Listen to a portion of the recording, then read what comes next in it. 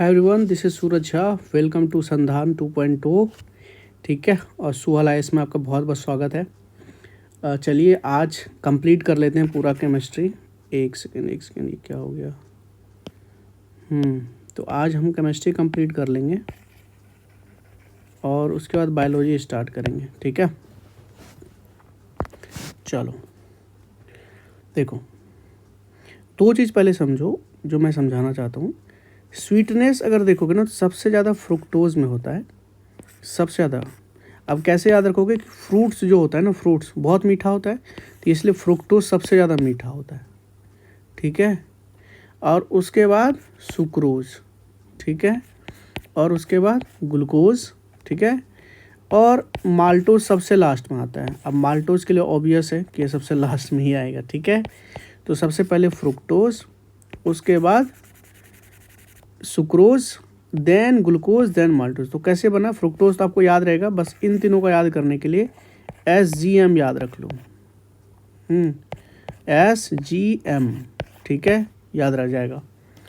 तो हनी में क्या है ना, हनी में फ्रुक्टोज सबसे ज़्यादा होता है, 38% के आसपास हनी होता है। तो स्वीटेस्ट शुगर है फ्रुक्टोज।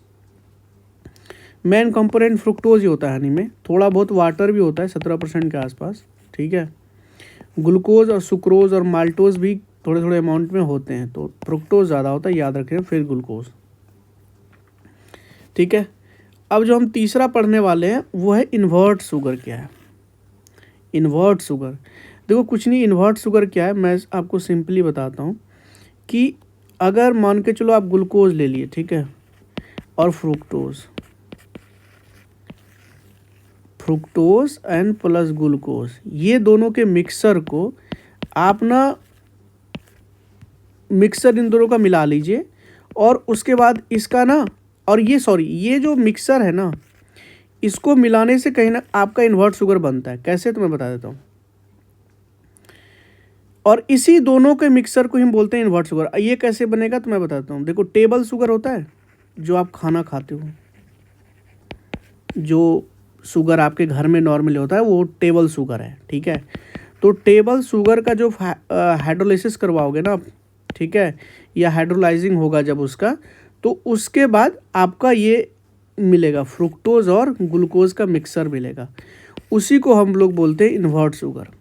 और ये इन्वर्ट शुगर आपके सुक्रोज से भी ज़्यादा स्वीटर होता है। ठीक है, और ये हाइड्रोलाइसिस ऑफ सुक्रोज की वजह से बनता है। तो सुक्रोज का जब आप हाइड्रोलाइसिस करोगे ना, तो ये दोनों आपको मिलेगा, ऐसे याद रखना। ठीक है, आपने ये पढ़ा है ना SGM। अब पहले तो फ्रुक्टोज आता है ना, तो इन दोनों का जब आप मिलाओगे, इनका जब हाइड्रोलाइसिस कराओगे तो ये दोनों मिलेगा, और उसी को बोलते हैं हम लोग इन्वर्ट शुगर। बस, ठीक है, समझ में आ रहा है? चलो, तो इस इन्वर्ट शुगर का यूज़ कहाँ होगा? बहुत जगह यूज़ होता है। जितने भी आइसक्रीम या सॉफ्ट ड्रिंक या बेकरी सब में देखते हो, ये सब जगह आपका इन्वर्ट शुगर का ही यूज़ होता है। और इन्वर्ट शुगर बनाते किससे हैं? सुक्रोज से। अभी जस्ट बताया, सुक्रोज का क्या करते हैं? हाइड्रोलाइसिस करवाते हैं। ठीक है, उससे हमें इन दोनों का मिक्सर मिलता है, इसी को बोलते हैं इन्वर्ट शुगर। ठीक है, चलो, अब इन्वर्ट शुगर का मतलब होता है कि हमें GF का मिक्सर, GF मतलब गर्लफ्रेंड मान लो, इन दोनों के मिक्सर को बोलते हैं। और ये कैसे मिलता है? तो सुक्रोज के सूरज के मिलने से सुक्रोज के मिलने से। ठीक है, चलो, अब देखो, ग्रेप शुगर है, अंगूर है ना, ये अंगूर। तो ग्रेप शुगर में क्या होता है? ग्लूकोज ज़्यादा होता है, ग्लूकोज होता है। कैसे याद रखोगे? ग्रेप्स तो ग्लूकोज। ठीक है, याद हो जाएगा। टेबल शुगर जो आपके घर में होता है वो याद रखना, बहुत मीठा होता है यार, वो सुक्रोज होता है। ठीक है, समझ में आ रहा है? अभी जस्ट पढ़ाया था ना, इसी सुक्रोज से हम लोग इन्वर्ट शुगर बनाते हैं हाइड्रोलाइसिस करवा के। मिल्क में आपको पता है कैसे याद रखोगे? लैक्टोज बताता हूँ। मिल्क में जो दही बनता है लैक्टोबैसिलस बैक्टीरिया की वजह से बनता है, तो लैक्टो वहाँ से आया ना, इसलिए मिल्क में जो शुगर होता है उसको बोलते हैं लैक्टोज। फ्रूट्स में वही, फ्रूट्स एफ से फ्रुक्टोज। ग्रेप्स में G से ग्रेप्स, G से ग्लूकोज। टेबल शुगर में घर होता है तो घर में सुक्रोज होता है, ऐसे याद रख लो। ठीक है, स्टेविया एक नेचुरल स्वीटनर है यार, जैसे एस्पार्टेम है उसी तरह स्टेविया भी है, ये याद रख लेना। Stevia is a natural sweetener, ठीक है। बीट में भी शुगर होता है, ये चीज़ याद रखना। और कॉटन एक तरह का कहा जाता है ना कि pure cotton is the pure form of cellulose, पढ़ाए थे कुछ दिन पहले आपको, तो कॉटन सेलुलोज, ठीक है। चलो उसके बाद ये चीज़ हो गया। नेक्स्ट है वही एस्पार्टेम, ये भी आर्टिफिशियल स्वीटनर है, जिस तरह से स्टेविया है उसी तरह से एस्पार्टेम है। अभी तक मैंने आपको बताया था कि सुक्रोज, ग्लूकोज, फ्रुक्टोज और माल्टोज, इन सब में से सबसे ज़्यादा फ्रुक्टोज होता है, फिर सुक्रोज होता है, फिर ग्लूकोज एंड देन सबसे कम में आता है माल्टेज, ठीक है। ये सब है। लेकिन जब मतलब ये देखो, ये स्टेविया है नेचुरल स्वीटनर, लेकिन एस्पार्टेम जो है ये आर्टिफिशियल स्वीटनर है। बात समझ, दोनों में अंतर समझ लो यार। Stevia is a natural sweetener but aspartame is the artificial sweetener. ये सुक्रोज से, यानी जो टेबल शुगर आप खाते हो घर में, उससे 200 गुना ज़्यादा स्वीटर होता है एस्पार्टेम। और जो जीरो शुगर डाइट आप सब लेते हो ना, जीरो शुगर ड्रिंक वगैरह सब जो आते हैं, उसमें भले आपको लगता है कि नहीं होता है, ये वो बहुत खतरनाक है, वो सब यही सब मिलाया जाता है, ठीक है। एस्पिरिन, एस्पिरिन क्या है? देखो एस्पिरिन आपको मिलता है ट्री से जिसका नाम है लेटेक्स ट्री, समझो। और ये कंपाउंड से आपका जो दर्द है या फीवर है या इन्फ्लेमेशन है बॉडी में, तो इसको ये कम करता है ये एस्पिरिन। एस्पिरिन आपको एक दवा भी तो आती है ना, पेन, फीवर, इन्फ्लेमेशन के लिए होता है। और ये एक नेचुरल कंपाउंड है जिसको ट्री से निकाला जाता है, जिसका नाम है latex tree. Aspirin from the latex tree. ये एंटी पैरेटिक्स है। क्यों? पैरेटिक्स का मतलब होता है फीवर, तो एंटी फीवर टाइप का है, तो फीवर को रोकने के लिए। और एनाल्जेसिक का मतलब होता है दर्द, ठीक है। ये मैं छोटे छोटे लिख दिया हूँ ताकि आपको कोई दिक्कत ना हो। पोटेशियम ब्रोमाइड KBr, ठीक है, इसका एंटी कोसलवेंसेंट एंड सिडेटिव होता है। मतलब मैं समझाता हूँ, KBr जो होता है ना, अगर आप किसी को ये चीज़ मान के चलो, पोटेशियम ब्रोमाइड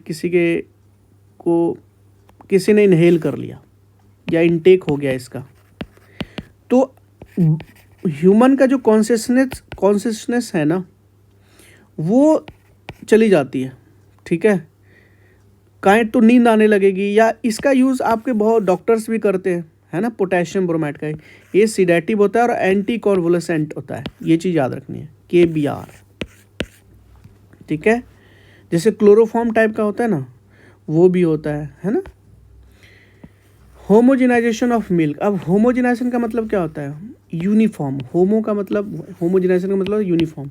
तो दूध का कहीं ना कहीं हम कुछ ना कुछ यूनिफॉर्म बना रहे हैं। दूध में देखो बहुत से फैट्स होते हैं, मिल्क होते हैं, सब होते हैं ना, क्रीम व्रीम होते हैं। तो अभी जब आप मान के चलो जो दूध को गर्म करते हो, देखते हो कि उनका जो क्रीम होता है ना, ऊपर जमा होने लगता है। तो होमोजेनाइजेशन ऑफ मिल्क का मतलब होता है कि उसके अंदर जो भी फैट है ना, उन सबको ना अच्छे से मिला दो, घुला दो, ठीक है। मतलब जो फैट है ना, वो जो बड़े बड़े मॉलिक्यूल, उसको छोटे छोटे स्मॉल साइज में ब्रेक कर दो, तो अच्छे से वो मिल जाएंगे। और ये कैसे होगा? With the help of centrifuge, ठीक है, सेंट्रीफ्यूगेशन से होगा, ठीक है। समझ में आया चीज़? फिर है यूगिनॉल। यूगिनॉल का यूज़ क्या है? ये कुछ नहीं है, ये बहुत सारे जगह में यूज होता है एज ए सेंट के तरह। एरोमेटिक कंपाउंड है ये, जो कि क्लोव ऑयल में आपको मिलेगा।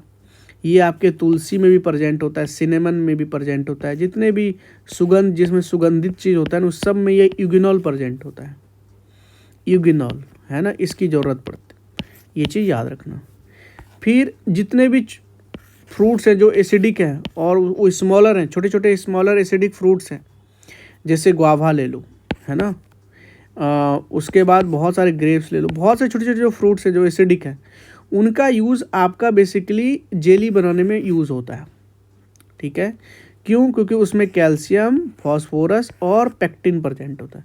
अब कहोगे क्या है पेक्टिन? तो देखो पेक्टिन कुछ नहीं है यार। पेक्टिन एक तरह का नेचुरल एजेंट होता है, ठीक है, जिसके हेल्प से ये जेली वेली सब बनता है भाई, ठीक है। हाई पेक्टिन का मतलब समझो कि एक तरह से प्रीबायोटिक ही होता है नेचर में। जैसे प्रीबायोटिक खाना खाते तो गुड बैक्टीरिया का ग्रोथ होता है ना, डाइजेशन थोड़ा धीरे धीरे होता है, तो भूख जल्दी नहीं लगता है ना। तो ये चीज़ होता है, बेटर गट हेल्थ, ये सब चीज़ करता है। नेचुरल एजेंट है एक तरह से, जो कि आपका हेल्प करता है जेली वेली बनाने में, ठीक है। नेचुरल है, फ्रूट्स में ही प्रेजेंट होता है। सारे फ्रूट से जेली नहीं बनाए जा सकते हैं, जिसमें ये पेक्टिन नामक मटेरियल प्रेजेंट होता है, वहीं से बनाया जाता है, जैसे गुआवा में प्रेजेंट, ठीक है। उसके बाद और कुछ नेक्स्ट वी हैव गुआवा है। और कैसे कैसे बना सकते हैं यार, जैसे एप्पल से बनाया जा सकते हैं ना, एप्पल भी तो एसिडिक ही होता है ना, इसमें बहुत हाई पेक्टिन कंटेंट होता है भाई। फिर और किससे बना सकते हैं, ऑरेंज से भी बना सकते हैं, छोटे हैं, एसिडिक है। गुआवा तो है ही, बनाना भी है, ठीक है, ये सब है। इवन गाजर भी है यार, गाजर भी है, थोड़ा कम है लेकिन है। चलो सोप, हाँ, it is a combination of animal fats या plant oil and caustic soda, ठीक है। समझो कॉस्टिक सोडा यानी NaOH, ठीक है। तो एनिमल फैट होता है, ठीक है। एनिमल फैट क्या मतलब, एनिमल फैट का मतलब क्या समझ रहे हो? एनिमल, अरे एक सेकेंड, एनिमल फैट मतलब डेयरी प्रोडक्ट्स वगैरह सबसे, या प्लांट ऑयल से, ठीक है। और उसमें कॉस्टिक सोडा NaOH के साथ उनका रिएक्शन करवा के सपोनिफिकेशन रिएक्शन करवाते हैं, सॉप वहाँ से बनता है, ठीक है। और बेसिकली इनका यूज़ करते हैं इमल्सिफिकेशंस तो होता ही है। देखो यार, इमल्सिफिकेशंस अगर आपको चीज़ें समझनी है तो इमल्सिफिकेशन पहले समझनी पड़ेंगी, जो मैंने पहले भी आपको बता चुका है। मान के चलो दो लिक्विड है, दोनों आपस में इमिसिबल है, मतलब दोनों आपस में मिल नहीं सकते, इमिसिबल लिक्विड्स है। जैसे मान के चलो एक ऑयल ले लो, एक वाटर ले लो, दोनों आपस में मिल सकते हैं? नहीं मिल सकते ना। तो इमल्सिफिकेशन क्या करता है ना, इसको इतना ज़्यादा ब्रेक कर देगा ना कि ये दोनों आपस में काइंड ऑफ इमल्सिफाइंग एजेंट का यूज़ करके आपस में मिला दिए जाएंगे। तो ये होता है इमल्सिफिकेशन। तो ये क्या करेगा, ऑयल को ना छोटे छोटे ब्रेक करना स्टार्ट करेगा टाइनी ड्रॉपलेट्स में, ठीक है, ताकि ये वाटर में अच्छे से मिल जाए, या वाटर को भी ड्रॉपलेट्स कर सकते हैं। तो ये चीज़ है। तो इमल्सिफायर में जैसे सोप का यूज़ एज ए इमल्सिफायर भी होता है, ठीक है। ठीक है, ये बात समझ लो कि ग्रीस व्रीस को हटाने में हेल्प करता है। जैसे मान लो साइकिल में जो होता है ना, ग्रीस व्रीस लगाते हैं ना, तो हमारे कपड़ों में लग जाता है। तो साबुन से क्या करते हैं, साबुन लगा करके उसको हटाने की कोशिश करते हैं कि नहीं करते हैं, बताइए। तो वो कैसे होता है, तो वो क्या करता है, जो ग्रीस है ना उसको ब्रेक करना ये स्टार्ट करता है, उसके जो है ना उसको ब्रेक करना स्टार्ट करता है, और फिर वाटर में उसको अच्छे से मिला देता है। तो फिर वो बाहर जाता है आपके कपड़े से या आपके शरीर से, समझ रहे हो। तो वो किस प्रोसेस से होता है, इमल्सिफिकेशन के प्रोसेस से। क्यों? क्योंकि नॉर्मली जो ग्रीस होता है ना, जो नॉर्मली ग्रीस होता है वो आप वाटर से ऐसे धोगे तो वो निकलेगा ही नहीं, क्योंकि दोनों आपस में इमिसिबल लिक्विड्स हैं। तो आपको एक एजेंट चाहिए, कौन, इमल्सिफिकेशन वाला एजेंट, इमल्सिफायर एजेंट चाहिए। वो कौन है, सोप है। तो सोप क्या करेगा, सोप से यूज़ करोगे तो वो ग्रीस व्रीस हट जाएगा आपका, ठीक है, समझ में आया, गुड। फिर है एल्काइल बेंजीन सल्फोनेट्स, ठीक है ना, एल्काइल बेंजीन सल्फोनेट्स, इसको डिटर्जेंट भी बोलते हैं। अब आप सिर्फ ये याद रखो कि जो डिटर्जेंट है ये हार्ड वाटर में ज़्यादा, हार्ड वाटर समझते हो जहाँ पे कैल्शियम में मैग्नीशियम के कार्बोनेट्स वगैरह सब प्रेजेंट होता है, दैट इज हार्ड वाटर।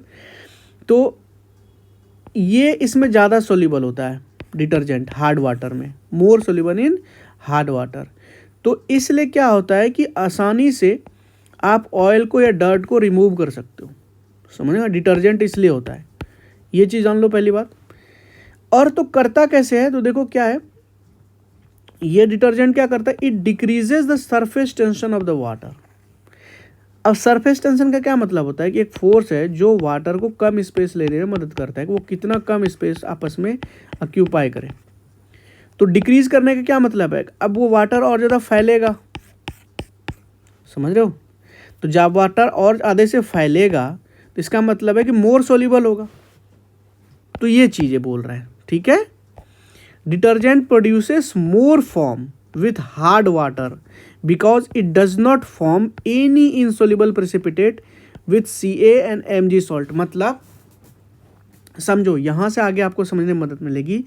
पहले ही बताया मैंने कि जो डिटर्जेंट होता है वो हार्ड वाटर में ज़्यादा सोल्यूबल होता है, समझ में आ रहा है, हार्ड वाटर में ज़्यादा सोल्यूबल होता है। लेकिन जो सोप होता है ना वो हार्ड वाटर में बिल्कुल सोल्यूबल नहीं होता है।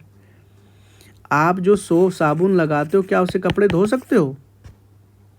आप जो भी बॉडी में साबुन लगाते हो उससे कपड़े धो सकते हो? नहीं, नहीं होगा उससे। उसके लिए आपको डिटर्जेंट चाहिए, क्योंकि हार्ड वाटर में ही वो सोल्यूबल है। वो साबुन जो आप यूज़ करते हो वो सोल्यूबल है ही नहीं हार्ड वाटर में, ठीक है। तो और हार्ड वाटर के साथ वो फॉर्म क्रिएट करता है, कौन? डिटर्जेंट, ठीक है। ऐसा क्यों? क्योंकि उसका कारण है ना कि मान के चलो हार्ड वाटर में क्या होता है, कैल्शियम होता है, मैग्नीशियम के सॉल्ट है, ठीक है। इनके साथ वो कोई, it does not form any insoluble precipitate with this, समझ रहे हो। अगर इनसॉल्युबल प्रेसिपिटेट बना देता, ठीक है, तो फिर ये फॉर्म बनता ही नहीं। फॉर्म है इसका मतलब क्या है, कोई प्रेसिपिटेट और कुछ बना ही नहीं है। समझ में आ रहा है? Very good. Sodium sulphate and sodium silicate, क्या मतलब हुआ? Sodium sulphate and sodium silicate का यूज़ कहाँ होता है? देखो, कुछ नहीं है, इन दोनों का यूज़ क्या किया जाता है, या जो सर्फ होते हैं या डिटर्जेंट होते हैं ना, added to washing powder to maintain the dryness of the powder and also to increase the basicity. दो चीज़ है, फिलर की तरह यूज़ किया जाता है इसका, ठीक है, समझ रहे हो। ऐसा नहीं कि इसको ये बहुत ज़्यादा हेल्प करता है, हाँ, ये बेसिकली क्या करता है, जैसे आप सर्फ निकालते हो मान के चलो, ठीक है, तो सर्फ को थोड़ा ड्राई रखने में मदद, उसमें मॉइस्चर ना आए उसमें मदद करता है, वजन बढ़ाने में मदद करता है, समझ रहे हो। तो फिलर्स की तरह यूज़ होता है सोडियम सल्फेट का और सोडियम सिलिकेट का। ये चीज़ आपको याद रखनी है। सोडियम सल्फेट है ना, Na2SO4 एंड सोडियम सिलिकेट, इसका यूज़ एज ए फिलर की तरह यूज़ होता है, ताकि जो वॉशिंग पाउडर है आपका वो थोड़ा सा उनका ड्राइनेस बनी रहे। अब मैंने बताया था कि जो डिटर्जेंट होता है वो हार्ड वाटर में ज़्यादा सोल्यूबल होता है, लेकिन जो सोप है ना वो सॉफ्ट वाटर के लिए सिर्फ होता है। सोप हार्ड वाटर में कोई काम नहीं करेगा, सॉफ्ट वाटर में काम करेगा। मतलब इसमें कैल्शियम मैग्नीशियम के सॉल्ट नहीं है, वो होते हैं सॉफ्ट वाटर, ठीक है। लेकिन जो डिटर्जेंट हैं वो both soft and hard water दोनों में काम करेंगे आपके, ठीक है। क्यों? क्योंकि जो चीज़ हार्ड में काम कर रहा है तो वो सॉफ्ट में तो ऑटोमेटिकली काम कर ही देगा ना, समझ रहे हो।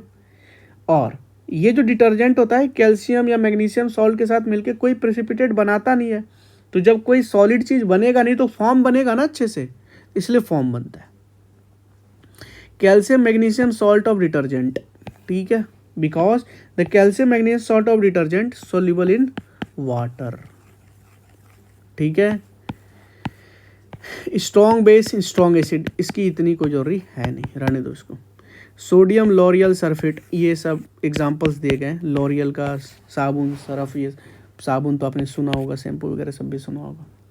तो आप यार सोडियम सल्फेट का यूज़ तो होते ही होता है, याद रख लेना इस चीज़ को। Soap, salt of fatty acid, fatty acid से बनाते हैं। ये दो चीज़ यहाँ एसिड आते हैं, एक होता है पाल्मिटिक एसिड और एक stearic acid. Normally stearic acid का डेफिनेशन बहुत बार पूछ लेता है कि what is the formula of soap. तो नॉर्मली आपको याद रखना कि C17H35 एक प्लस है ना, मल्टीप्लाई बाय 2 + 1, 7 दूनी 34 प्लस 1 35, तो C17H35COH। It is the formula of stearic acid यानी सोप। और एक पाल्मिटिक एसिड है, इसमें क्या होता है, बस 15 कार्बन होते हैं और इसका वही डबल करके +1 करना है। और स्टेरिक में 17 कार्बन होता है, तो पाल 15, पी से पाल, पौ से 15, और स्टेरिक में 17 है ना, एस मतलब 17, 117। प्रोसेस सपोनिफिकेशन रिएक्शन, ठीक है, नाम ही सपो मतलब साबुन बनाने के लिए, सपोनिफिकेशन रिएक्शन। कैसे कि फैट ऑयल को कन्वर्ट कर देना सोप और ग्लिसरॉल में, ठीक है। और इसी में मान के चलो थोड़ा सा आप एथेनॉल मिला दो तो आपका वो क्या हो जाता है, ट्रांसपेरेंट हो जाता है, शायद बताया होगा आपको। जो पियर साबुन देखते हो ना वो सब समझ लो कि उसमें थोड़ा सा इथेनॉल तो है, ठीक है।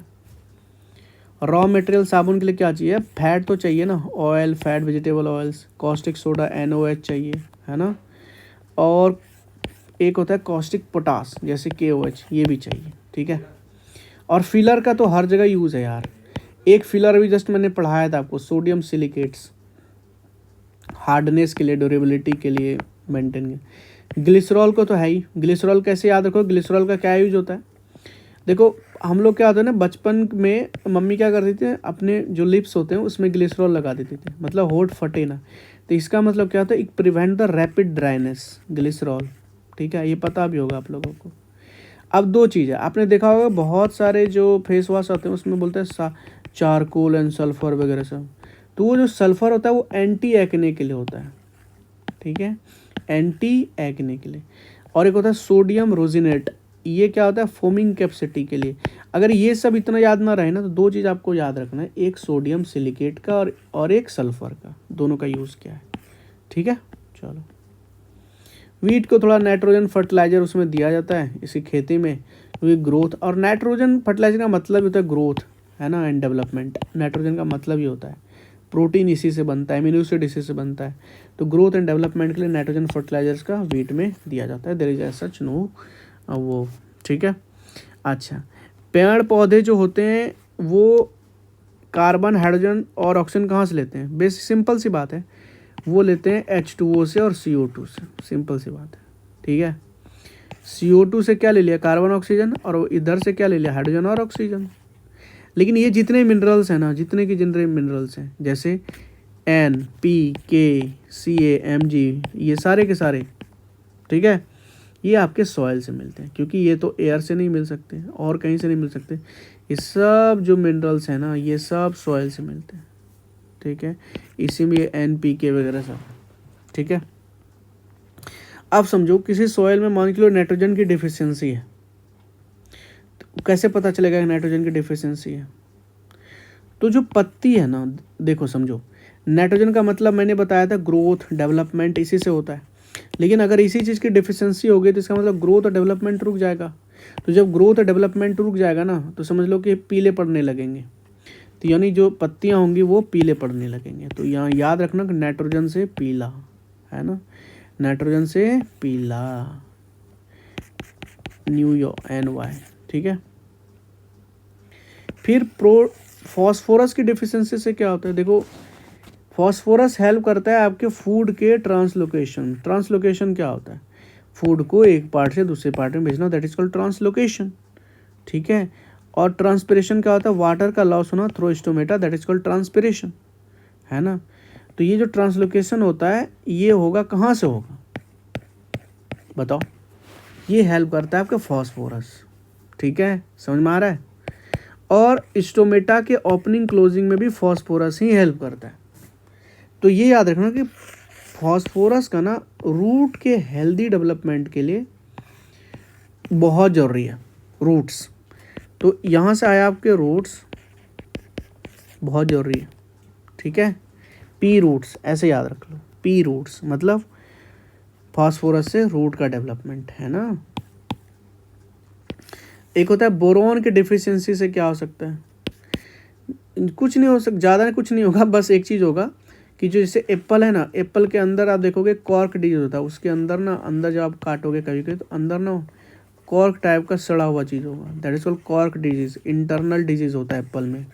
और ये होता है किसकी वजह से, बोरोन की वजह से, बोरोन के वजह से कॉर्क, ऐसे याद रख लो, ठीक है। या बीट्स में ना हार्ट रॉट डिजीज होता है ना, है ना, तो ये चीज़ याद रख लेना। एक्सटेंसिव यूज़ ऑफ फर्टिलाइज़र करोगे ये अच्छी बात नहीं है, इससे क्या होगा ना, आपकी जो सॉयल्स होंगे वो ख़राब हो जाएंगे। एक्सेसिव यूज़ नहीं करना फर्टिलाइज़र्स का, जैसे अमोनियम सल्फेट्स हैं, ये एक फर्टिलाइज़र है। It is not recommended on acidic soil, क्यों, बिकॉज ये ऑलरेडी एसिडिक है, आप एसिडिक सॉइल में डालोगे तो चीज़ें और ज़्यादा मैक्सिमम एसिडिटी हो जाएगी सॉइल की। तो फिर ज़्यादा एसिडिक हो जाए तो इसको ख़त्म करने के लिए कोई बेस देना पड़ेगा, जैसे जिप्सम देना पड़ेगा या लाइम स्टोन्स वगैरह सब देने पड़ेंगे, है ना। यूरिया का फॉर्मूला बहुत सिंपल है यार, NH2CONH2, ऐसे याद रख लो। कई बार पूछता है ना कि यूरिया में कौन कौन से एलिमेंट्स होते हैं, तो देख लो NH2CONH2 मतलब C है, O है, NaH, ये 4 है ना, CHNO।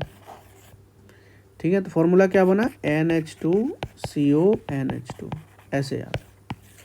ठीक है, यूरिया ऑर्गेनिक कंपाउंड है। चलो, तो NH2 को बोलते हैं एमाइड ग्रुप। क्या बोलते हैं, एमाइड। तो यूरिया में कितने एमाइड ग्रुप हैं, 2 एमाइड ग्रुप हैं, ये चीज़ याद रखना। ठीक है, और यूरिया में कौन सा एलिमेंट सबसे ज़्यादा होता है, नाइट्रोजन सबसे ज़्यादा होता है, 46.7% के आसपास। किस फॉर्म में होता है, एमाइड के फॉर्म में होता है। ठीक है, अभी जस्ट बताया। अब यूरिया इजिली सोल्यूबल है, कैसे सोल्यूबल है, देखो यूरिन होता है ना, यूरिन से ही यूरिया निकलता है, तो सोल्यूबल है इसलिए तब तो पानी के थ्रू निकल रहा है, यूरिन के थ्रू निकल रहा है, तो easily soluble in water.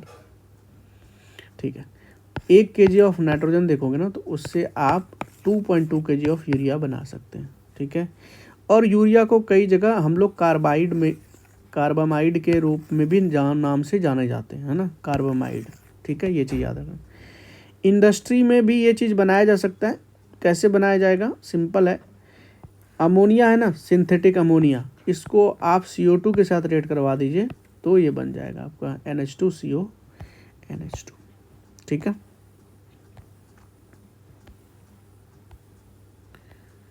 Ammonia का हैबर प्रोसेस से अमोनिया मैन्युफैक्चर्स किए जाते हैं। ठीक है, ये सब मैंने आपको बताया था, क्लोरीन भी बनाते हैं इस प्रोसेस से। ठीक है, here hydrogen is added to the natural gas CH4। ठीक है, तो उससे हमारा अमोनिया बनता है, याद रखना, हैबर प्रोसेस से अमोनिया भी बनाया जाता है, रिमेंबर दैट। अच्छा, सल्फर को जैसे एंटी एक्ने मैंने बताया था ना आपको, याद करो। और पता है जो प्याज व्याज होता है ना, प्याज ओनियन, उसको जब आप काटते हैं तो स्मेल आता है ना, पंजिंग टाइप का कुछ, तो वो सल्फर की वजह से आता है, ये भी याद रखिए, सब बताया होगा आपको।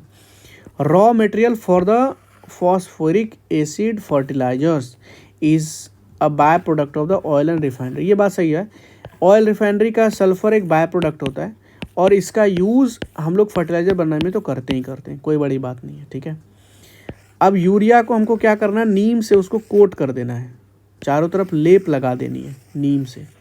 तो इससे क्या होगा कि जो यूरिया है ना, जब उसके ऊपर लेप चढ़ जाएगा ना, तो वो जल्दी घुलेगा नहीं, तो ज़्यादा देर तक यूरिया रहेगा। It slow down the rate of dissolution of the urea into the soil. समझ में आ रहा है। फिर एक डैप, फॉर्मूला याद करने की जरूरत नहीं है, ये भी एक तरह का फर्टिलाइजर होता है। ठीक है, डैप भी एक टाइप का फर्टिलाइजर है, पहली बात तो ये याद रखना है। ठीक है, डाई अमोनियम फॉस्फेट, फॉर्मूला याद रखो, ये नाम याद रख लो, डाई अमोनियम फॉस्फेट। ठीक है, 18% नाइट्रोजन है, 46% P2O5 है, इतना याद नहीं रखना है। ठीक है, अब फोलियर फर्टिलाइजेशन का, फोलियर का मतलब होता है कि एयर से ही, एयर में, तो मतलब पत्तियों पे डालोगे आप फर्टिलाइजर, है ना, directly on to the leaves of the plants, that is called foliar fertilization. और यही कॉमन है भारत में, मोस्ट कॉमन है भाई, है ना, समझ रहे हो। सॉल्युबिलिटी हाई, यहाँ पे रैपिड एग्जॉर्शन है। ग्रीन मैन्योरिंग का क्या मतलब होता है, ग्रीन मैन्योरिंग प्लांट मतलब एक तो प्लांट है, मैन्योर है, खाद बनाया जा रहा है, और ग्रीन प्लांट्स हैं ऐसे। तो ऐसे प्लांट्स जो खाद बनाने में हेल्प होते हैं, जो उसको बोलते हैं ग्रीन प्लांट्स, जैसे सन हैम्प, ढैंचा, क्लस्टर्स बीन्स, ये सब के सब ग्रीन मैन्योरिंग प्लांट है। तो इसको क्या करते हैं, खेत में आप उगाइए, ठीक है, और इसको काट के ना खेत में ही छोड़ दीजिए। तो इससे क्या होगा, सॉइल की जो फर्टिलिटी है ना वो बढ़ जाएगी।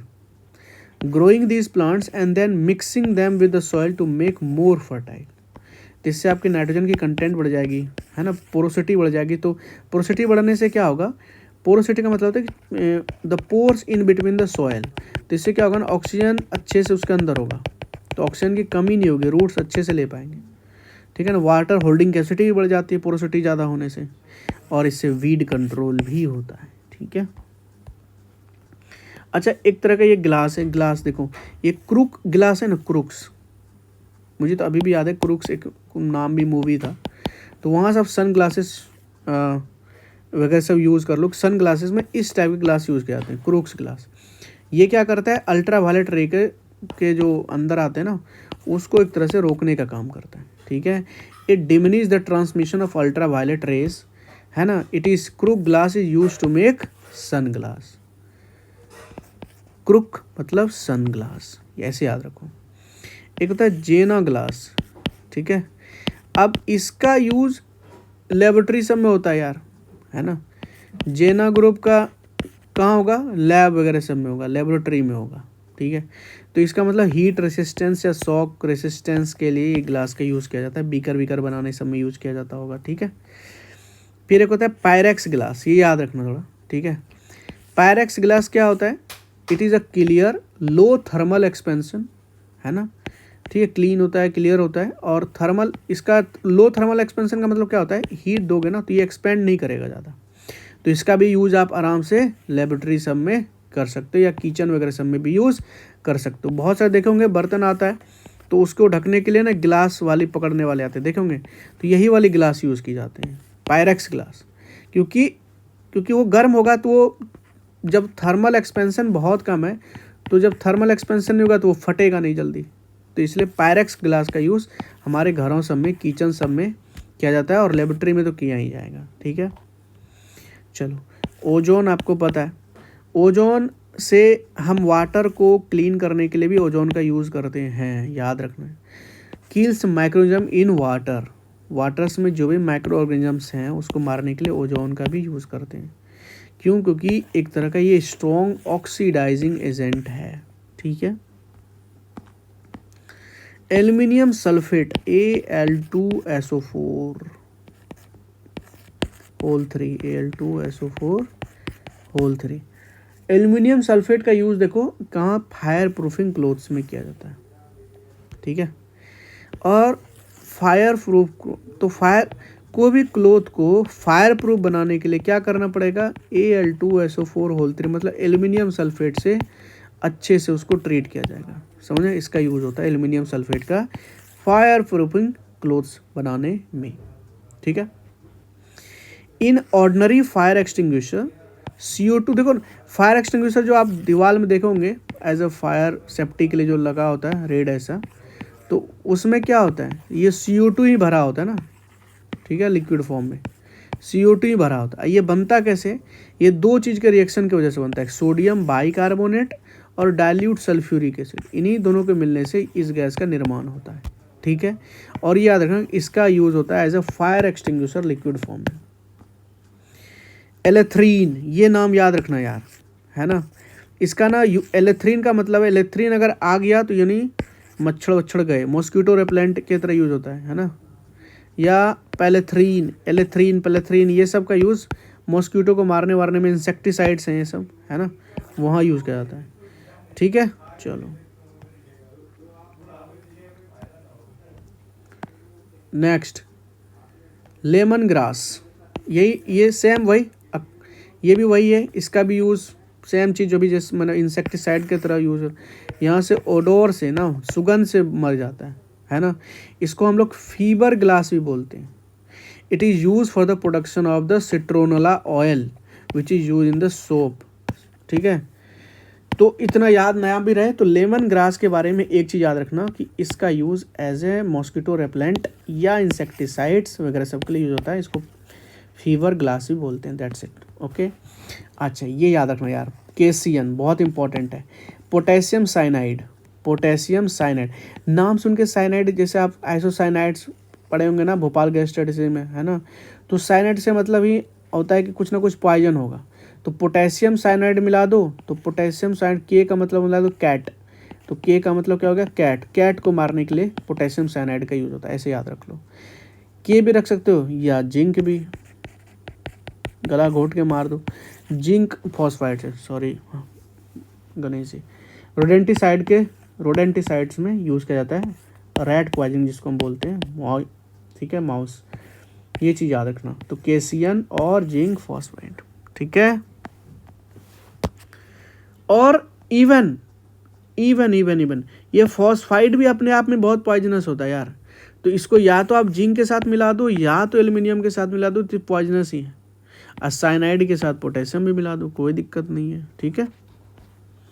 फिर उसके बाद है सोडियम क्लोरेट या फिर है, तो सोडियम क्लोरेट का यूज़ कहाँ होता है? हर्बिसाइड्स की तरह। हर्बिसाइड मतलब वीडिसाइड, वीड्स वगैरह सब होते हैं ना, पौधों सब में वीड्स लगते हैं, कीड़े मकोड़े सब, तो उनको मारने के लिए सोडियम क्लोरेट का यूज़ किया जाता है, ठीक है। क्यों? क्योंकि ये ऑक्सीडाइजिंग एजेंट है। अभी थोड़ा देर पहले भी मैंने आपको ऑक्सीडाइजिंग एजेंट के बारे में बताया था, ठीक है। चलो, जैसे वाटर में माइक्रोनिज्म को मारने के लिए ओजोन का यूज़ करते हैं, क्योंकि ozone is a powerful oxidizing agent. In the same way sodium chlorate also act as oxidizing agent, और वीड को मारने के लिए हर्बिसाइड की तरह यूज़ किया जाता है, ठीक है। ओके,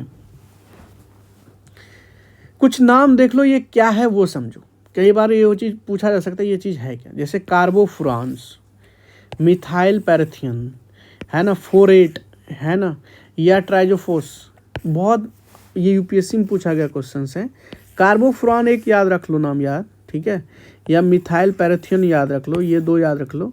ये पेस्टिसाइड्स की तरह यूज़ किया जाता है एग्रीकल्चर में, ठीक है। कार्बोफ्रान इज मोस्ट इंपॉर्टेंट वर्ड, ठीक है, ये चीज़ याद रखो। फिर ये वर्ड क्या है, ये वर्ड याद रखो। ये सब वर्ड पीसीएस में ना वर्ड का बहुत इंपॉर्टेंट, ये ज़्यादा कुछ नहीं पूछेगा, पूछ देगा है क्या।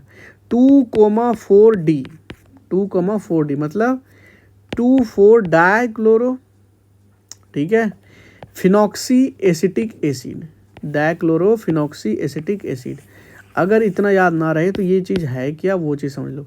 ये हर्बिसाइड है, वीडिसाइड है ना, अभी जस्ट जो पढ़ाया था आपको, ठीक है। इसका भी यूज एज अ सेम चीज़ में सोडियम क्लोराइड की तरह यूज़ किया जाता है। तो या तो सोडियम क्लोराइड या 2,4-D का यूज़ कर लो, सेम कीड़े मकोड़े जो पौधों सब में लगता है, जैसे मान लो धान की खेत हो गया, गेहूं का खेत हो गया, है ना। और एक चीज़ है जैसे बूटा क्लोर या बूटा चिलोर, ठीक है, जो भी कह लो आप। तो बूटा क्लोर का भी, या फिर 2,4-D या सोडियम क्लोराइड, इन सब का हर्बिसाइड की तरह यूज़ किया जाता है। अच्छा, फॉसिल्स के एज निकालने के लिए हम लोग किसका यूज़ करते हैं? हमने बताया था आपको, कार्बन के 12 वाला नहीं, कार्बन के 14 वाला, ज़्यादा वाला, ठीक है। कार्बन के ज़्यादा वाला आइसोटोप C12 नहीं, C14 का यूज़ करते हैं, ठीक है। तो C14 use to determine the age of fossils, है ना, समझ में आ रहा है। इसी को बोलते हैं रेडियो कार्बन डेटिंग, मतलब कार्बन डेटिंग, ठीक है। तो फॉसिल्स का एज निकालने के लिए। लेकिन अगर मान के चलो आपको रॉक्स के एज भी निकालनी हो, तो यहाँ भी आप रेडियो एक्टिव डेटिंग की यूज़ कर सकते हैं। लेकिन अगर आपको एज ऑफ अर्थ भी निकालनी हो, तो इससे हम यूरेनियम प्रोसेस से निकालते हैं। कैसे? कि देखो क्या होता है ना, कि हाफ डीप यूरेनियम का हाफ डीके होता है लगभग, है ना। आई थिंक जहाँ तक मुझे पता है, यूरेनियम 238 का हाफ डीके लगभग 4.5 बिलियन ईयर्स का होता है। तो इससे ये पता लगाया सकता है ना कि वो कितना परसेंटेज अब बचा है, क्योंकि हर एक जितने भी रेडियो एक्टिव एलिमेंट है ना, वो बाय प्रोडक्ट में जाके आगे जाके डीके जाके वो लेड में ही बनते हैं, है ना। यूरेनियम के जो आइसोटोप हैं वो अभी आपको नेचुरली कहाँ मिलेंगे ये बताओ? जितने इग्नियस रॉक में मिलेंगे, सेडिमेंट्री में तो मिलेंगे नहीं, मेटामॉर्फिक्स में इग्नियस में मिलेंगे, ठीक है ना। तो ओवर द टाइम, बहुत टाइम के बाद वो धीरे धीरे डीके होना स्टार्ट होता है, ठीक है, अपने अपने आइसोटोप में। और मैंने बताया था जितना भी ये सब डीके होता है सब लेड में बनता है, इसलिए यूरेनियम लेड डेटिंग टेक्निक से एज ऑफ अर्थ का पता लगाया जा सकता है। कोई दिक्कत है यहाँ तक? बताइए, नहीं दिक्कत है ना। तो यहाँ से कैसे पता लगता है कितना यूरेनियम बचा है और अभी कितना लेड है, इसे पता लगाया जा सकता है, ठीक है। चलो, कार्बन क्रेडिट के बारे में आपने सुना होगा। एक कार्बन क्रेडिट का मतलब होता है, मैं बताता हूँ ये क्या है, रुको। तो 1000 kg ऑफ CO2, ठीक है। क्या मतलब है? मान के चलिए कि अगर आपको एक कार्बन क्रेडिट का सर्टिफिकेट मिल गया है, तो दिस मीन्स कि अब आप 1000 kg ऑफ CO2 को निकाल सकते हैं, इमिशन कर सकते हैं। तो ये ट्रेडेबल परमिट होता है या सर्टिफिकेट्स होता है। जो के पास ये सर्टिफिकेट्स है, समझ लो, उनके पास ये राइट्स होता है, वो 1 मेट्रिक टन यानी 1000 kg CO2 को रिलीज कर पाए, इमिट कर सकता है। समझ में आ रहा है? समझ में आ रहा है कि नहीं आ रहा है? तो ये होता है एक कार्बन क्रेडिट का मतलब, ये चीज़ है। मतलब क्या हुआ, मान के चलो कि कोई भी यूरोपियन कंट्री है यार, ठीक है, लेट से जर्मनी है, ठीक है। तो जर्मनी ने क्या किया, मान के चलो अफ्रीका के किसी कंट्री को पैसे दे दिए, कुछ भी दे दिया, अब वहाँ से उन्होंने परमिट खरीद लिया कि हाँ अफ्रीका, अब जो अफ्रीका में कुछ होना था, मान के चलो अफ्रीका भी कुछ इंडस्ट्री बैठाती या इंडस्ट्री लगाती तो वहाँ से इमिशंस होते, तो उनको उन्होंने रिन्यूएबल बना के कुछ पैसे दे दिए, है ना, और उनसे ना एक कार्बन क्रेडिट ये परमिट या सर्टिफिकेट ले ली। तो अब इसके पास अथॉरिटी है, राइट्स है जर्मनी के पास कि वो अब 1000 kg ऑफ CO2 को इमिट कर सकता है। ऐसे ही होता है, ये ट्रेडेबल परमिट होता है, एक कंट्री दूसरे कंट्री को बेच सकता है, और जिसके पास भी सर्टिफिकेट होता है वो उसके पास राइट है कि वो इमिट कर सकता है उतना CO2, ठीक है। तो एक कार्बन क्रेडिट का मतलब होता है 1000 kg ऑफ CO2, बस इतना याद रखो, ये पूछ सकता है कभी, ठीक है। ZNO, जब जिंक जलता है ना, पता है जब जिंक जलेगा ना, तो जब ये जलता है ना तो आपको जो बैप दिखेगा ना वो वुल की तरह वो दिखेगा। It form soft white wool like fumes, ठीक है, इसलिए इसको बोलते हैं फिलोसफर वुल्स। क्या बोलते हैं? Philosopher Wolves. याद रखना कि जिंक को बोलते हैं फिलोसफर, जब वो जलता है तो फिलोसफर वुल्स, ठीक है। जो यूरिन होता है उनका जो सुगंध होता है, ओडोर होता है, वो इतना ख़राब क्यों होता है, या किसके वजह से होता है? अच्छा ख़राब तो छोड़ दो, वो अमोनिया की वजह से होता है, और अमोनिया यूरिया के अंदर होता है, ठीक है। यूरिया और यूरिन में 91 से 96% H2O होता है, याद रखना, वाटर होता है, और यूरिया मात्र 2.6% होता है यार, ठीक है। और यूरिया का फॉर्मूला क्या अभी थोड़ा तो बताया था, ये होता है, और इसमें थोड़ा बहुत चीज़ होता है, एक ये भी होता है क्रेटिनिन। अब ये क्रेटिनिन क्या है समझो, एक होता है केरेटिन, केरेटिन अलग चीज़ है, एक होता है क्रेटिनिन। ये क्रेटिनिन जो है ना बेसिकली ये एक वेस्ट प्रोडक्ट होता है हमारे बॉडी में जो बनता है। जब केरेटिन मान के चलो ब्रेक डाउन होता है ना, क्रेटिन का जब ब्रेक डाउन होता है तो उसके बाद ये हमारा वेस्ट प्रोडक्ट निकलता है, और ये किडनी के थ्रू निकलता है। तो इसकी अगर किडनी के टेस्ट में ना इसका पैरामीटर देखते हैं, अगर ये ज़्यादा है इसका मतलब किडनी गड़बड़ है, किडनी ख़राब हो रहा है। समझ में आ रहा है मेरी बात? तो किडनी के हेल्थ के लिए हम क्रेटिनिन का लेवल देखते हैं, ये चीज़ आपको याद रखना पड़ेगा बच्चा, ठीक है। समझ में आया? हाँ या नहीं, इतना बता दो। तो जब भी केरेटिन का ब्रेक डाउन होता है वो क्रेटिनिन बनता है, ठीक है, और it is the indicator of kidney health. अगर ये इसका लेवल बढ़ गया तो यानी किडनी फेलियर हो रहा है, या डिहाइड्रेशन है, या बहुत सारे प्रोटीन है, ठीक है। इतना याद नहीं रखना, जस्ट अ वेस्ट प्रोडक्ट है ना, ये चीज़ याद रखना है। और क्रेटिन क्या होता है? क्रेटिन एक नेचुरल कंपाउंड होता है यार, एमिनो एसिड टाइप का, ठीक है, जिसका काम क्या होता है? एनर्जी को स्टोर करना या तो सप्लाई करना मसल्स को। ये आपके नाखून या आपके नेल्स में होते हैं, या आपके मसल्स में होते हैं, या आपके हेयर्स में होते हैं, या आपके सब जगह होते हैं, है ना। ये चीज़ आपको याद रखना है। और ये बनता कहाँ है, ये तो इम्पोर्टेंट है ना। तो ये बताओ, अभी मैंने बताया कि ये किडनी से निकलता है ना ये वेस्ट प्रोडक्ट, तो ये बनता कहाँ होगा? या तो लीवर में या तो किडनी में। और इसको यूज़ कौन करता है? मसल्स वगैरह सब यूज़ करते हैं, ठीक है। तो जो भी मसल बिल्डर वगैरह सब होता है उनको ये क्रेटिन का इंटेक होता है उन लोगों का, ठीक है। एक होता है एंटी हीलियम 4। क्या होता है? Anti helium 4। It is the heaviest antimatter ever. देखो हीलियम वैसे तो पॉजिटिव चार्ज के साथ है, हीलियम में 2 चार्जेस है ना, +2 है, लेकिन अगर एंटीमेटर है तो इसका मतलब -2 चार्जेस हैं, है ना। बात समझ रहे हो? हीलियम है तो एंटीमेटर है, आर्टिफिशियल है, help to understand the evolution of the universe, ठीक है। ये एक आर्टिफिशियल है, एंटीमेटर है, ठीक है, ये याद रखना। इसमें हीलियम में नॉर्मली 2 प्रोटॉन और 2 न्यूट्रॉन होता है, तो एंटी हीलियम में कितने होंगे? 2 एंटी प्रोटॉन है और 2 एंटी न्यूट्रॉन है, सिंपली। और रेयरेस्ट है, वैसे तो ये आर्टिफिशियल है यार, ठीक है ना। और बहुत मतलब अगर नहीं ऐसे मिला होगा तो मतलब रेयर है एंटीमेटर जो कभी डिटेक्टेड हुआ है, ठीक है। इनका यूज़ इवोल्यूशन कैसे हुआ यूनिवर्स वगैरह सब का, इसमें हम लोग गैलेक्सी वगैरह सब, स्टार्स वगैरह सब इसे यूज़ करते हैं। अगर हमें बिग बैंग को समझनी है ना, तो उनके लिए इनका यूज़ हो जाता है, एंटी हीलियम 4 का, ये चीज़ याद रखना, ठीक है। फिर है सल्फेट एरोसोल। सल्फेट एरोसोल का जो पार्टिकल्स होता है इज़ अ वेरी गुड, ठीक है। ये समझो क्या होता है, it is a very good reflector of the sunlight. Sulphate aerosol का जो पार्टिकल होता है ये सनलाइट का वेरी गुड रिफ्लेक्टर्स होता है ना। इसका काम क्या होता है, ये क्लाउड थिनिंग में इसका यूज़ होता है। जैसे सीरस क्लाउड क्या होता है, सबसे जो दूर क्लाउड होता है वो सीरस क्लाउड होता है, उसकी थिनिंग में ना इस सल्फेट का बहुत यूज़ है, SO4 का, एरोसोल का बहुत यूज़ है। तो इसी को इंजेक्ट कराया जाता है, ठीक है, स्ट्रेटोस्फेयर में बारिश वारिश करवाने के लिए, अर्थ को कूल करवाने के लिए, to reduce the global warming, ठीक है। तो injection of the sulphate aerosol in stratosphere, ठीक है, इससे क्या होगा, ग्लोबल वार्मिंग रिड्यूस होगी। उससे क्या होगा, कैसे रिड्यूस होगा, देखो बारिश वारिश तो एक बात हुई, अगर मान के चलो स्ट्रेटोस्फेयर में इसको आप इंजेक्ट कर दिए सल्फेट एरोसोल का, और सल्फेट काम क्या करता है बताइए, सल्फेट काम क्या करता है, सनलाइट को रिफ्लेक्ट करने का काम करता है। तो सनलाइट अर्थ तक पहुंचेगा नहीं, तो इससे क्या होगा, अर्थ का टेम्परेचर कूल डाउन रहेगा, तो इससे ग्लोबल वार्मिंग कम होगी। समझ में आया कि नहीं आया, ठीक है।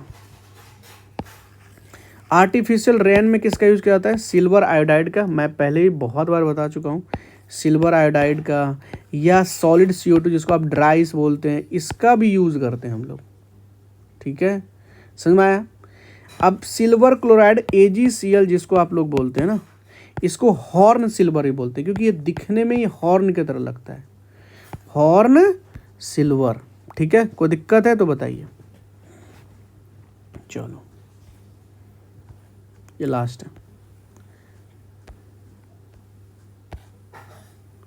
AgBr। वैसे तो AgCl और AgBr दोनों का use black and white photography में किया जाता है, लेकिन प्रिसाइजली AgBr का फोटोग्राफी में यूज़ किया जाता है, ठीक है। एक होता है लिथियम बाइकार्बोनेट। अब इसका यूज़ रेमोटिज्म में, गठिया वगैरह सब में किया जाता है।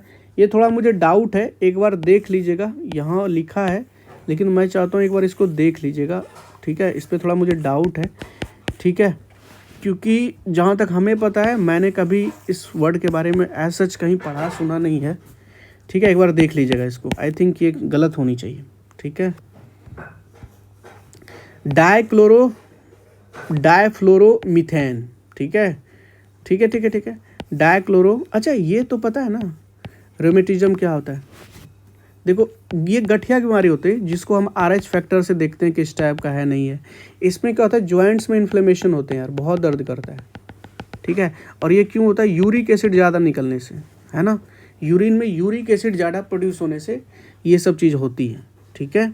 चलो अच्छा एक चीज़, हाँ ठीक है चलो कोई बात नहीं है।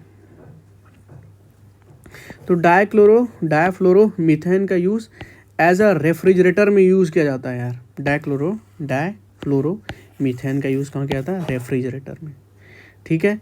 एयरक्राफ्ट में कॉटन फाइबर का यूज़ किया जाता है। अब देखोगे कॉटन फाइबर का यूज़ कहाँ, सीट वीट बनाने सब में यूज़ किया जाता है, इससे ज़्यादा कहीं यूज़ ऐसा जिसका है नहीं, ठीक है, ये चीज़ याद रखना। मॉर्फिन बहुत सुना होगा आप लोगों ने, है ना, मॉर्फिन ये ओपियम में प्रेजेंट होता है, नशा होता है ना, ओपियम का पौधा खेती होती है, ये एनाल्जेसिक ड्रग्स है ना, आपके कष्ट हर लेता है ये मॉर्फिन।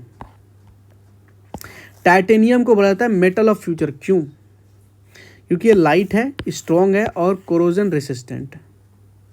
इसका देखो टाइटेनियम जो है ना, इनकी जितनी भी स्ट्रेंथ है ना, मतलब जितना ये स्ट्रॉन्ग है ना उतना स्ट्रॉन्ग स्टील भी है, लेकिन स्टील से ना हल्का होता है ना, इसलिए टाइटेनियम को कहा जाता है जब मेटल ऑफ फ्यूचर, क्योंकि बहुत लाइट है, स्ट्रॉन्ग उतना ही जितना स्टील है, और कोरोजन ना के बराबर होता है, जल्दी होता ही नहीं, कोरोजन रेसिस्टेंट होता है।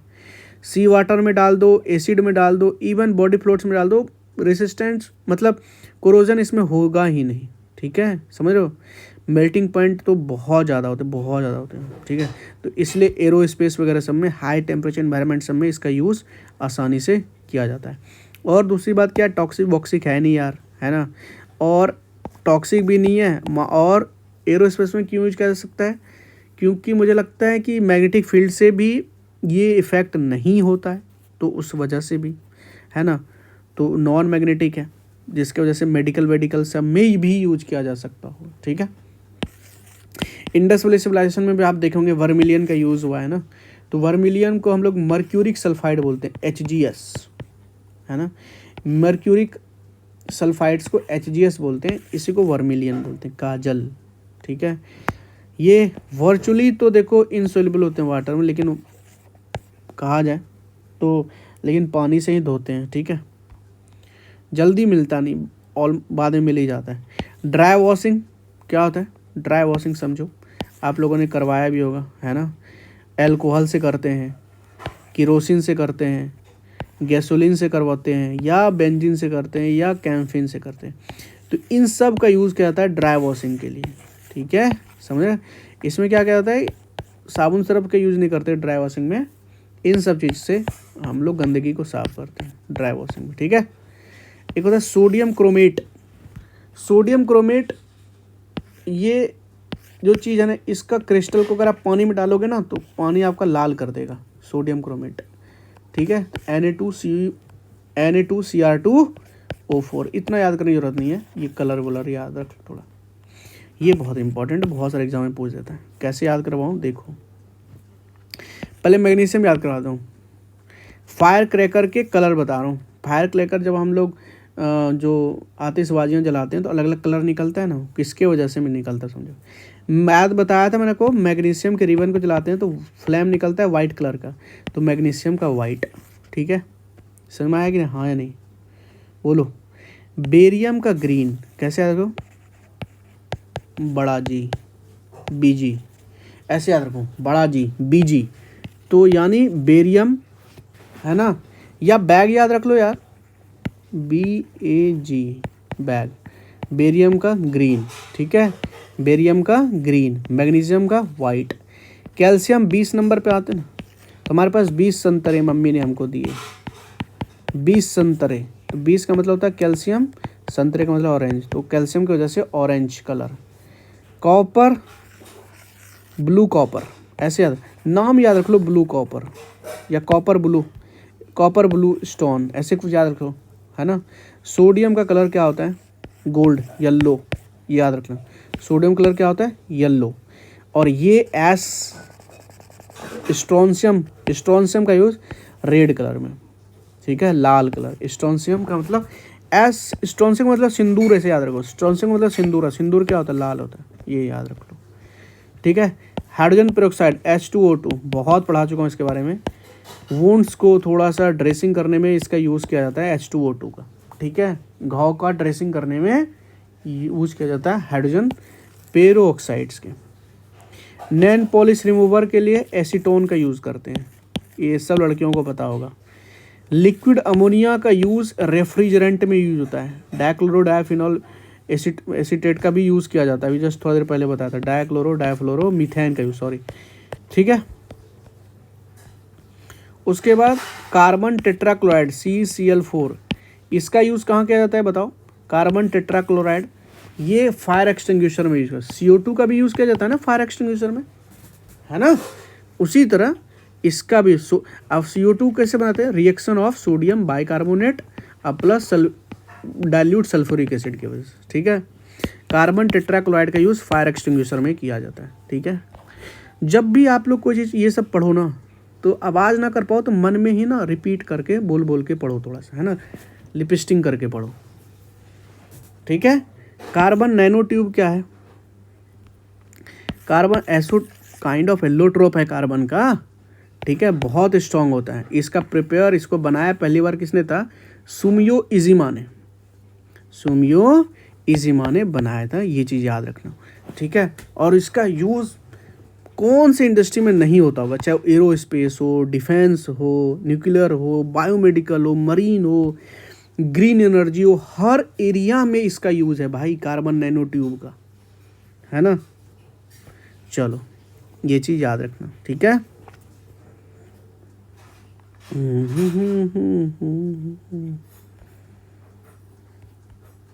अच्छा, टाइटेनियम के बारे में एक चीज़ मुझे याद आया।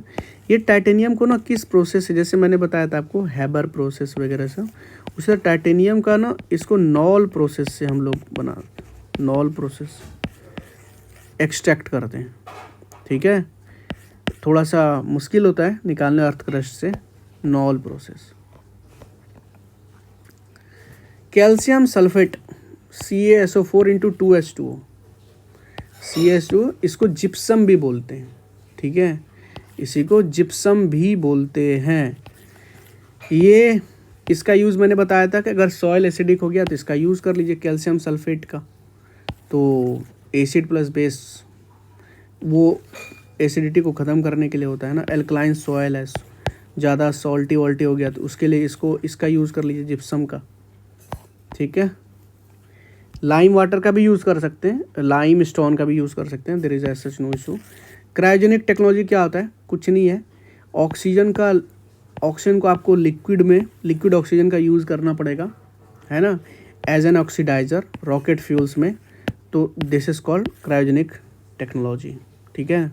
नॉर्मली ऑक्सीजन ऐसे ही होता है, लेकिन लिक्विड फॉर्म में अगर यूज़ कर रहे हो तो वो क्रायोजेनिक के फॉर्म में आता है। मतलब कोई भी मटेरियल्स का यूज़ करो at a very low temperature ना, दैट इज कॉल्ड क्रायोजेनिक, ठीक है। ये चीज़ याद रखना। जैसे नाइट्रोजन है, हाइड्रोजन है, ऑक्सीजन है, इसको लिक्विड फॉर्म में यूज़ कर लो, that is called cryogenic technology, ठीक है, ठीक है। HON। पॉइजनस मस्टर्ड गैस के बारे में पहले बताया, World War I टाइम के यूज़ में हुआ था ये सब। रूम टेम्परेचर पे मस्टर्ड गैस पॉइजनस होता है, लिक्विड के फॉर्म में होता है, ठीक है। बस थोड़ा सा और उसके बाद कंप्लीट। ये एजेंट ऑरेंज के बारे में बताया था आपको कि ये USA ने वियतनाम वार में यूज़ किया जाता है ना। वैसे तो ये हर्बिसाइड है भाई, ठीक है, पेड़ पौधों में जो वीड्स वगैरह से लगते हैं उनको मारने के लिए होता है, लेकिन अगर ह्यूमन पे करें तो भाई ये बहुत खतरनाक केमिकल होता है। वैसे तो ये वीड किलिंग केमिकल्स हैं, ठीक है। और ह्यूमंस का छोड़ो यार, मैं आपको बताता हूँ, इनका यूज़ बहुत ज़्यादा कर दो खेत में भी ना, तो पौधे भी ख़राब होंगे, तो वहाँ का एग्रीकल्चर सिस्टम ही बर्बाद करके रख दो, ठीक है। अब वियतनाम वार के बारे में पता होगा तो वियतनाम की टोपोग्राफी ऐसी है ना, तो उनको ख़त्म करने के लिए तो weed killing chemicals agent orange का यूज़ किया गया था, ठीक है। ड्राई सेल मैंने ये सब बता चुका हूँ आपको, जैसे लीकलैंड सेल, इसको ही ड्राई सेल बोलते हैं, है ना। तो इलेक्ट्रोलाइट्स होते हैं इसमें, कैसे अमोनियम क्लोराइड और जिंक क्लोराइड, ये बताया था आपको, NH4Cl और जिंक क्लोराइड, ये 2 इलेक्ट्रोलाइट्स होते हैं ड्राई सेल में या लीकलैंड सेल में। कार बैटरी में इलेक्ट्रोलाइट क्या यूज़ होता है? H2SO4, बहुत इंपॉर्टेंट है, याद रख लो यार। हर एक बैटरी में ना कुछ एसिड्स होते हैं जिसको हम इलेक्ट्रोलाइट सब्सटेंस बोलते हैं, वो H2SO4 होता है, स्ट्रॉन्ग एसिड है ये। रिचार्जेबल बैटरी जैसे लिथियम आयन बैटरी है, निकेल है, कैडमियम है, ये सब क्या है? रिचार्जेबल बैटरी होता है, ठीक है। तो आपके इलेक्ट्रोड्स रिचार्जेबल बैटरी में निकेल क्या होगा? कैथोड पे होगा, और कैडमियम का होगा? एनोड पे होगा, ठीक है। बेनाड्रिल के बारे में सुनेंगे, खांसी वांसी जो होता है तो उसमें बेनाड्रिल हम लोग पीते हैं ना, आता है ना, तो एंटी हिस्टामिन है, ठीक है, ये चीज़ याद रखिएगा। न्यूप्रीन बता चुका हूँ, सिंथेटिक रबड़ को न्यूप्रीन भी बोलते हैं। न्यूप्रीन को सिंथेटिक, जैसे रेयॉन है ना, तो एज ए सिंथेटिक रेयॉन को क्या बोलते हैं? सिल्क बोलते हैं ना, सिंथेटिक सिल्क। तो उसी तरह नियोप्रीन है, तो नियोप्रीन को सिंथेटिक रबड़ बोलते हैं। रदरफोर्ड ने इन्वेंशन किया था, तो इससे क्या पता चला था? देखो, न्यूक्लियस की खोज रदरफोर्ड ने किया था ना, उन्हीं का अल्फा पार्टिकल एक्सपेरिमेंट से न्यूक्लियस की खोज हुई थी। तो एटम बम की भी खोज जो थी ना, वो रदरफोर्ड ने ही की थी, याद रखना इसको। एटम बम की खोज रदरफोर्ड ने किया था, ठीक है। फिर ये कार्टराइट ने क्या किया था? पावर लूम का इन्वेंशन किया था। पावर लूम का इन्वेंशन किसने किया था? कार्टराइट ने, ठीक है। अच्छा, vegetations and animal matter decay में H2S का यूज़ करते हैं, ठीक है।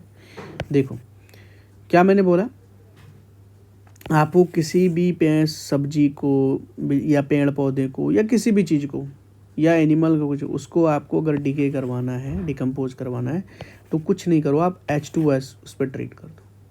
तो एक तो यह है ना, और ना ना ना ना ये गलत गलत गलत, आई एम सॉरी, देखो गलत गलत गलत, फ्लो में गलती हो जाती है।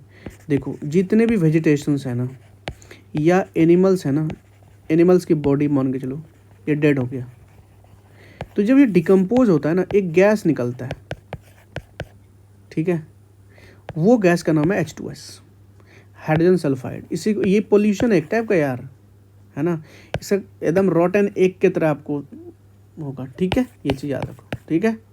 चलो अब देखो ये जब ग्रीन हाउस गैस होता है ना, ग्रीन हाउस गैस, तो जो ग्रीन हाउस गैस होता है उसमें वाटर वेपर सबसे बड़ा कंट्रीब्यूटर है, ये रिमेंबर लिखे। सबको लगता है कि मीथेन हो सकता है, CO2 हो सकता है ना, या N2O हो सकता है, ना जी ना, या ओजोन हो सकता है, ये हो सकता है, ये हो सकता है, नो। सबसे ज़्यादा कंट्रीब्यूटर है वाटर वेपर 60%, क्योंकि ये क्या करता है ना, ये ही कैप्चर करके रख लेता है हीट को। उसके बाद CO2, उसके बाद मीथेन, ठीक है, तो वाटर वेपर, तब CO2, देन CH4, ठीक है, याद रहेगा, और then nitrous oxide, then ozone, इतना नहीं, सबसे कम में CFC। ये शुरुआत के 4 का ऑर्डर याद रख लो आप, पहले वाटर वेपर, देन CO2, ठीक है, वाटर वेपर बहुत ज़्यादा है, देन CO2, फिर मीथेन, फिर नाइट्रस ऑक्साइड, ठीक है। समझ में आया कि नहीं आया, बोलो हाँ या नहीं। अच्छा, ग्रीन मफलर में देखो, थोड़ा सा नॉइज़ पोल्यूशन को कम करने के लिए इसका यूज़ करते हैं, जैसे नीम का, अशोक का, पीपल का ट्री, ये सब नॉइज़ को ना कैप्चर करता है यार, ठीक है। इसीलिए क्या करते हैं ना, जो ट्रैफिक व्रैफिक होते हैं या रोड साइड में पेड़ पौधे लगाने चाहिए, ठीक है, तो इससे क्या होगा, नॉइज़ पोल्यूशन कम होगा, ठीक है। ग्रीन मफलर्स, ग्रीन बेल्ट, है ना, planting trees along the road side, या श्रब्स वगैरह, श्रब्स भी लगाते हैं ना बहुत जगह, कैप्चर्स करता है। नेचुरल साउंड बैरियर्स हैं, ठीक है, ट्रैप डस्ट वगैरह सबको भी ट्रैप करते हैं, स्मोक है ना, गैस हार्मफुल, ये सबको भी ट्रैप करते हैं। पर्टिकुलेट मैटर जो होता है ना, रिस्पिरेबल सस्पेंडेड पर्टिकुलेट मैटर, इसका साइज वही PM2.5, और एक होता है PM10। तो ये 2.5 माइक्रोन है ना, माइक्रो मिलीमीटर वगैरह से, μm लेस देन 2.5 mm, तो ये माइक्रोन है, माइक्रोन में डायमीटर के शेप में होता है, इतना उसका साइज़ होगा, याद रखिएगा। 2.5 का मतलब ये होता है, ठीक है, ये साइज़ है। कि इससे कम होगा तो ये तो इनहेल भी हो जाता है यार, इतना मीटर तो इनहेल अंदर भी आ जाता है।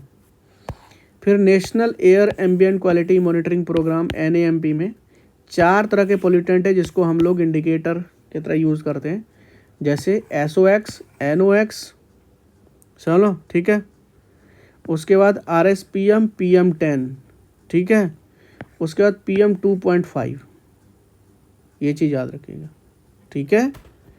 मैंने क्या बोला, SO2, NOx, RSPM, PM10 और PM2. याद कैसे रहोगे, बहुत सिंपल है, national air quality ambient programme है। तो इसमें एक तो सल्फर वाला ऑक्साइड, नाइट्रोजन वाला ऑक्साइड और PM वाला, PM दोनों, PM10 भी और PM2.5, ख़त्म हो गया, ठीक है। उसके बाद यूट्रोफिकेशन ऑफ वाटर बॉडी,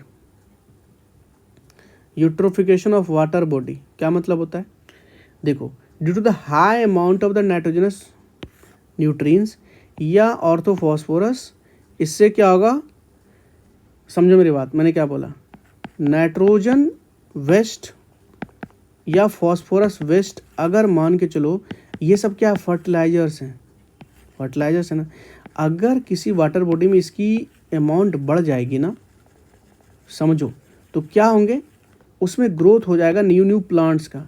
जब न्यू प्लांट्स की ग्रोथ हो जाएंगे ना, तो ऑक्सीजन का डिमांड घट जाएगा, ऑक्सीजन का लेवल घट जाएगा, तो उसके अंदर जितने और सारे जीव हैं वो मरने स्टार्ट हो जाएंगे। That is called eutrophication of the water bodies.